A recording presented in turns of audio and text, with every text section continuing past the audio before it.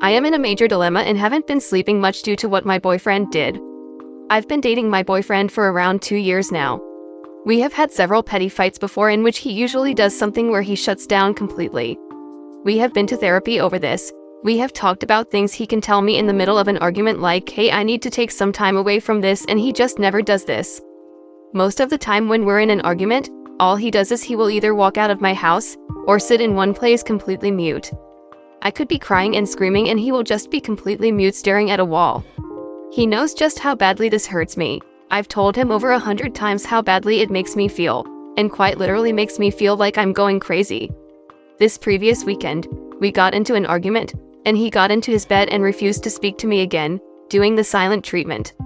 I'm livid, because the thing that we were fighting about was pretty serious, and all he says is I don't want to talk about it and gets in bed. There's a back and forth petty fight where we're cutting the lights off and on, with him cutting them off in an attempt to get me to ignore the very serious conversation at hand, and him trying to cut off the lights so that he can go to sleep and not talk about the argument. I think in a normal argument this wouldn't have bothered me so much and I would have gave in, but this one was extremely severe of him doing some pretty hurtful stuff, so I didn't want to just shove it under the rug because he didn't want to talk about it. At this point I've tried everything to get him out of the bed to talk to me, and I'm pissed and ready to leave. I take his phone because I want to delete all of my personal revealing photos out of it, and he gets pissed and tells me to give him his phone back. I've never seen him pissed over me having his phone before and I'm immediately suspicious. I ask him what is in his phone that he's hiding from me, and this is when he loses his shit and throws his phone at me, and screams, "There's nothing in my fucking phone." I'm in shock at this, because I have really bad trauma from an abusive ex, so I just sit down in a chair in shock. He then gets up and keeps saying, "You need to get out, I want you out," and grabs my wrists and pulls me out of the bedroom. We're at the top floor in his house and he has the staircases where there's a bigger staircase at the bottom floor, a podium, and then a smaller staircase that leads to the second floor where we were. He pulls me to the top of the smaller staircase, and the whole time I'm screaming, "I'll leave, let me go, you're hurting me," and he says, "No you won't, you need to leave." I'm at the very top of the staircase and trying to get away because he's scaring me, and I lose my footing and fall down the mini staircase. The mini staircase is only about 4 stairs so it wasn't painful, but the shock of it all was the worst part. I immediately get up and run out of his house, and drive myself home. I have a very gruesome and extensive history of domestic violence. My first boyfriend, who I dated for 3 years, tried to drown me, and would frequently abuse and intimate assault me. The one time that I had to finally up and leave was when he had taken his cell phone and threw it as hard as he could at my head and gashed it open. I'll save you all the gory details because it got even worse, but that's just an example of what I went through for years. My boyfriend knows all of this, and he knows how traumatized I was. I do not know what to do. He has apologized over and over again, and told me how disgusting he feels, but I can't get over the feeling that I felt while all of it was happening. It makes me sick because the feeling felt all too familiar and I promised myself I'd never feel that feeling again. I understand people get pissed and might do something that they regret, but I'm scared that it'll happen again. He has set up a couples counseling session for this week, and has agreed to go to counseling for himself. I have also reached out to my therapist and I'm trying to get my flashbacks under wraps, but it's hard. Is this something that we can work through? Update: I spoke with my boyfriend and my therapist, who I visit on a weekly basis. Shout out to the Redditors who cared about that, and we came to a few conclusions. My boyfriend agreed that he is emotionally abusive and previously he was physically abusive. I also apologized for how I had yelled in the past reactions to emotional abuse that he had been putting me through. The thing is, we have had many talks about his mute behavior when in times of conflict. I would say close to 100 talks on why it's not okay and what you should say instead of going mute. We have been in therapy over the mute problem and I have worked on ways that I should approach conversations in a way that makes him not go mute. I found out that no matter how I approach the conversation, 9 times out of 10 he will probably go mute, and it's not because his feelings are hurt. He admitted he does this, knowingly, and that was a huge step for us. He has never previously admitted it, only made excuses for his behavior and always promised to not do it again. I definitely lost my cool that night, but at no point did I ever scream at him to get him to talk to me. If you read my post, I said I could be screaming and crying and he still wouldn't talk. Screaming and crying as in crying over why he's not speaking to me when I'm obviously upset. It literally hurts me that much. I take full responsibility for my role in antagonizing him, but I don't think I appreciate some of the comments on this post who seemingly blame me for my boyfriend being physically abusive towards me. I understand you people are complete strangers on the internet, but I do encourage you to please be mindful of the things you say.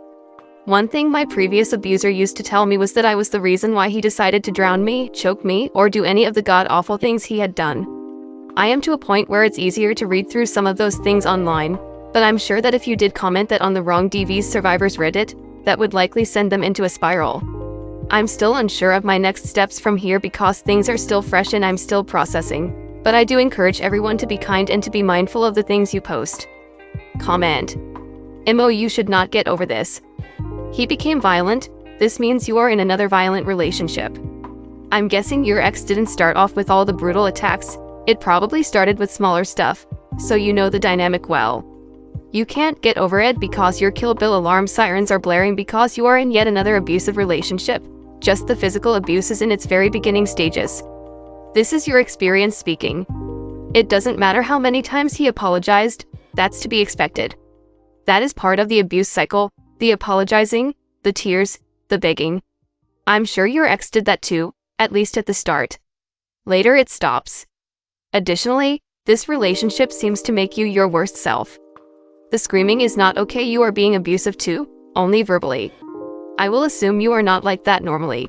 But sometimes we are simply not in a good enough place to be in a relationship.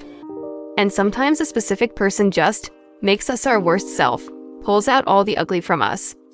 My mom used to be in a relationship like that, dunno why, but that dude just somehow seemed to make all the worst parts of her surface. She became more aggressive around him. It's best to stay away from people who resonate with us like that. The other comment on this post is blaming you when they shouldn't be at all. Taking his phone pales in comparison to what he's done. Throwing things at you and grabbing you and causing you to fall is all abusive behavior, point blank. Also, he's showing you by dismissing your feelings and your attempts at communication that it doesn't matter to him at all what you're feeling when you initiate these discussions. If I were you, I would not believe those apologies. It'll only get worse from here. Grabbing your wrists to control your body and throwing objects at you, it counts even if the object doesn't hit you, are literally precursors to future physical abuse. And then he pushed you down the stairs. It doesn't matter that it was only 4 steps and wasn't painful. That is fucking abusive. Please, I beg you not to go to counseling with this man. Psychologists highly recommend against going to couples therapy with your abuser. He will use counseling to confuse you and trick you into thinking he's engaging. But soon enough, you will find that instead of just stonewalling you during arguments, he'll use therapy terms to invalidate you and shut you down. Or maybe he shuts down BC. According to her own words, she is just as verbally abusive. Screaming at him, following him into his room and trying to force a conversation he already said he didn't want, repeatedly turning on the lights when he refused to speak with her. These are all abusive actions. She doesn't get a pass. Yes, it was wrong of him to turn to physical violence 100%, but she was the aggressive abuser well before he physically assaulted her. If someone refuses to argue with you, your options are to leave and dump that person. You have no more right to scream at someone, follow them around and demand they speak to you. You both seem very toxic for each other. While I don't like to jump to the breakup like many Redditors to over even the littlest thing, I am not sure this is a positive, life-giving relationship. Contrary to what people thinking, full-blown arguments are not healthy. It is healthy to disagree with your partner, but it is not healthy to have screaming matches that result in silent treatment or people storming out. It is one thing to disagree and say you can't talk about this right now and to go for a walk to clear your head. It's another thing to scream and then give the silent treatment. I've been married for a decade and with my husband a total of 17 years. We have disagreed at times, but we have never screamed at each other, grabbed each other in disagreement, or given the other person silent treatment. Story 2. Boyfriend embarrassed us by insisting to our friends that she opens her relationship while she recovers from surgery. Quick backstory. My friend, Ashley, has had a really bad couple of months. She's a gymnastic coach / PE teacher for kids and teenagers. And through a combination of wear and tear, and a bad fall she had during a session, she had to have surgery back in April on her back.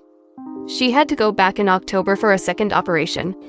She's currently going through physical therapy to recover now. Over the weekend, our whole friend group went out to celebrate another friend's birthday at a local bar. One of our friends asked Ashley how her back was doing. She gave us an update that she was doing fine and it feels a lot better. but it still hurts doing things like getting in and out of bed as she recovers. So that brought up the discussion about how has back surgery affected her. At one point during the discussion, my boyfriend, Tyson, asked how it had affected their intimacy. Ash was caught off guard, but she answered. She said that they just haven't been able to do much because it was simply just too painful. So Tyson decides to double down on the awkwardness of asking that question and ask if they have considered opening up their relationship. Adrian, Ash's partner, and Tyson aren't really friends. They know each other because Ashley and I know each other, and they're buddies with the other guys. Both Ashley and Adrian said no. Tyson claims he was drunk and that's why kept pushing the issue. But after they said no, he once again doubled down. Myself and others told him to drop it. He said it's a legitimate suggestion and it's not fair on Adrian. Adrian snapped at him that he wasn't going to go screw another woman because Ash can barely get out of bed. Tyson finally agreed to drop it. But the awkwardness was at the table. When we left, we got into an argument because he thinks he made a legitimate suggestion to a solution to their problem. He genuinely doesn't see how it's wrong to say if your girlfriend can't bang you, you should see other people in the meantime. My friends told me that the other guys said Adrian was actually furious when we left. He just didn't want to make a scene at the birthday party. He embarrassed us to our friend, Sam, whose birthday it was, and he embarrassed us to our friend with the injured back. How do I get him to apologize for being so rude to everyone over the weekend? Comment? You can't. You can't make him do anything. He's a grown man and did his own choices and doesn't see anything wrong with what happened. You can keep trying to talk to him, but he's not going to hear you or change his behavior. You can, however, salvage your sanity and friendships and walk away from him. They have been X'd out. If girlfriend breaks up, she still may not be admitted back in. Very rare to find partners okay with commenting on someone's sex life at an adult dinner party. If it was a swinger party, bridezilla/groomsmen party, or a frat party, alrighty then. How old is your boyfriend? Is he legal to drink? Because as everyone has said, you know your future, don't get sick or hurt. This mofo does not have your back, you are a placeholder until something better comes along. Good luck. He didn't embarrass us. He embarrassed himself, and you will embarrass yourself if you stay with him. Him apologizing will do nothing, because decent people will see right through it. He's gross and now your friends know that. Why you want to stay with someone who just told on himself says a lot about you and your self-worth. I hope you start loving yourself. Good luck. They didn't have a problem and weren't looking for a solution, much less taking suggestions. Like everyone else said, he's basically said what he'll do if you ever become incapacitated in any way. His refusal to apologize is one thing, but there's so many other red flags here. You really need to ask yourself if this is a person you want to be with.